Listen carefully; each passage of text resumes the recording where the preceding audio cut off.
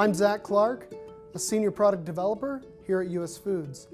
Let's discuss the USDA Organic certification.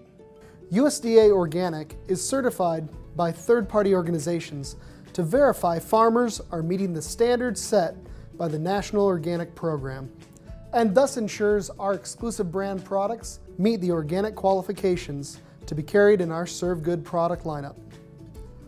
When you see the USDA Organic label in produce, you know the grower helped maintain the integrity of their fields by using natural fertilizers and crop rotations. The growers worked to control pests naturally and steered clear of banned synthetic pesticides or fertilizers. The land the products were grown on was free of prohibited substances for at least 3 years, and instead was enriched with cover crops to replenish the natural nitrogen in the soil. Also, GMOs are not allowed under the USDA Organic certification. For livestock, organic means the health of the animal relied on preventative practices, and there were no hormones or antibiotics allowed.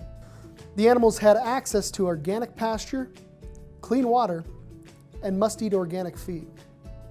The USDA Organic certification addresses the growing worldwide demand for organic food and is intended to assure quality and prevent fraud.